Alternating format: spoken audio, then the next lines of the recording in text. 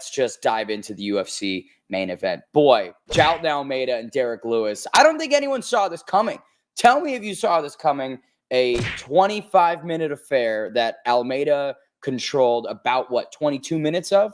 I think that's what it was, 21 minutes and 18 seconds or something like that. I was on the boat. I was on the team Almeida getting it done within the first round. I thought it was going to look like the Sergey Spivak fight. I thought it was going to look like the Sergey Pavlovich fight, but instead of, the striking and boxing that Pav brought to Lewis, it would be that jiu-jitsu that Almeida's just been so excellent with. He's a submission specialist. He's a black belt. And, when we think about Derrick Lewis, yes, what comes to mind? This dude has impregnable takedown, anti-takedowning. He'll just stand back up, right? That's what's so comical about the Black Beast. That's why this was kind of a funny matchup. But it was short notice. Derrick wasn't in camp.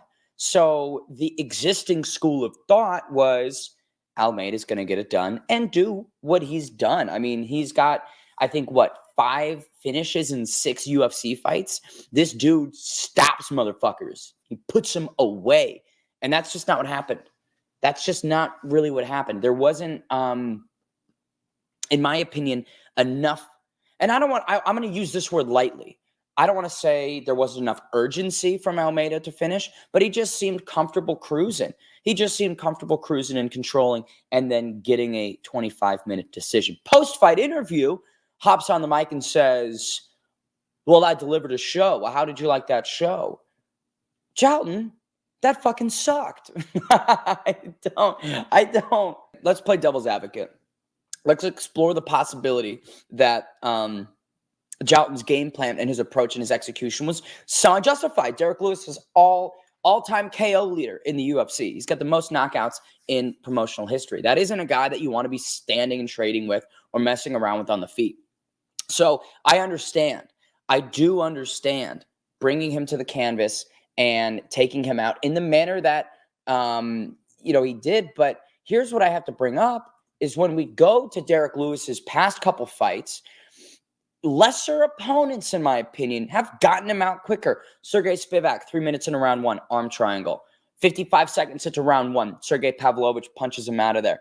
Round 2, Tai Tuivasa gets him out of there. Cyril Gane gets him out of there in round 3. I feel like Jailton Almeida should have been able to finish him. And now all those people I listed, guys, they are world class. They are top of the food chain in the heavyweight division. It's no disrespect, but I just feel like the expectation here really was completely turned on its head. And I'll say this, Derrick Lewis has only been submitted 2 times. Only 2 people have ever submitted the Black Beast. So assuming that Jailton would come in here and first round breeze through into a rear naked choke, maybe, I don't know, maybe that wasn't the smartest thing, but nobody predicted this decision. I mean, Almeida decision was plus 2,000. It was an inconceivable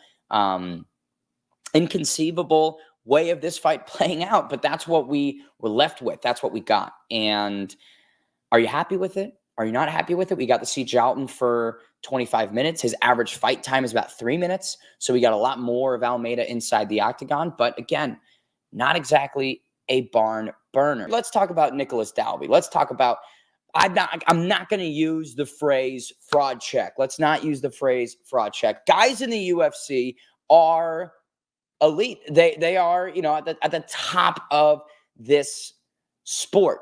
Not everybody. There are some people in the UFC that maybe aren't going to be champions or ranked contenders and things like that. So I'm not suggesting blanket statement. They're all the best in the world. Look at Cedric Doumbé and the Lazy King over in the PFL. Whenever you have a hyped prospect, Gabriel Bonfim, the Bonfim brothers, and you suffer a loss, a defeat, the first thing people go to is fraud check. Let's suspend it. Let's see the next fight. But either way, Gabe Bonfim TKO'd at the end of round number 2 by Nicholas Dalby, promotional veteran. Bonfim's wrestling. He went 3 for 5 on takedowns and total strikes 47 on 103 attempts. So, it was statistically, right, he was doing some good work, but Nicholas Dalby, I mean, with the knockdown, some of that defensive wrestling and grappling, getting it back to the feet. And yeah, Alfonso Santana, baby. This is the theme of the betting night probably for most of our UFC Sao Paolo bettors is Bonfim bombed that fucking parlay for the majority of people because he was a heavy favorite. I thought the undefeated Gabriel Bonfim, again, myself and many others, not wrote off Nicholas Dalby, but Nicholas is a guy that is a litmus tester. You know what I'm saying? He's a good way to gauge where you're going to go in the division. And at this current moment in time, Gabe Bonfim needs to work on some things. I think he's got to work on that encountering adversity. You know what I'm saying? When you get a bit touched up, right? When you kind of have some problems inside the octagon, are you going to kind of fight through it? Or are you going to flee? You're going to maybe wilt under that pressure in that moment. A couple other interesting fights that we had, Rodrigo Nascimento and Dontel Mays. I believe they ran this one back. Some people were calling this the most unnecessary rematch in all time. Just wait till the trilogy. I can't wait till we get Rodrigo Nascimento and Dontel Mays 3. Maybe headlining a pay-per-view. Fuck it. Dontel Mays getting pay-per-view points. Why the hell not? You know? No, I don't know. I don't know why we were running this one back, but either way, Rodrigo gets it done on the scorecards. Unranked heavyweights going to the decision on the main card. We move on to Angela Hill and Denise Gomez. Angela Hill, 16-13 overall, nearly a 0.5 record, right down, right down the middle. 5 for 9 on takedowns. The grappling was semi-effective. Striking stats, 96 on 153 attempts. And she gets the nod. This is a individual who knows how to get decisions. 11 wins and 11 losses on the scorecards. She is quite literally right down the middle when it comes to going to the judges. 24 fights in the UFC, a bona fide veteran. There's few people who get to 7 fights in the UFC, let alone 24. So I know that we've got a lot of mixed feelings about Angela Hill. She's had the ups, she's had the downs, certainly, but she's been around and she's been in there with everybody. Let's not forget her last fight was in May of this year against Mackenzie Dern. Dern, now a top-ranked individual in that weight class, and probably somebody who's going to get a title shot soon. So Denise Gomez stepping up to the plate against a real, battle-tested fighter, not able to get it done.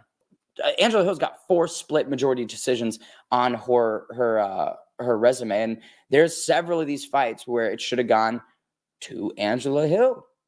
Is that crazy to say? If she was given the Michelle Waterson Gomez and the Claudia Gadelha fights, she would have been on 1 point on a 6-fight win streak in the division. That was in 2021.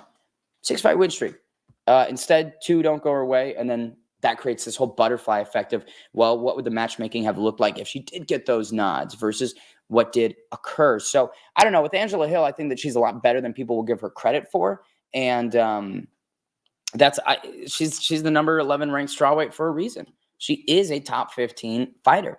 And who knows? I mean, if Angela Hill can make a little bit of noise, she's 38, so it's certainly not a spring chicken. But if Angela Hill can maybe string together a couple performances and some more wins, we might be seeing her try and knock on the door once again. Now, admittedly, it's difficult because, she's been in there with the Lemoshes and the Tisha Torreses and like the aforementioned Michelle Gomez and Claudia Gadelha. And we seen how those fights have gone. So if she was going to make another run for the title, it would be probably a series of some rematches where, that Mackenzie Dern one, it was all Dern, but either way, here nor there, Angela Hill getting the decision.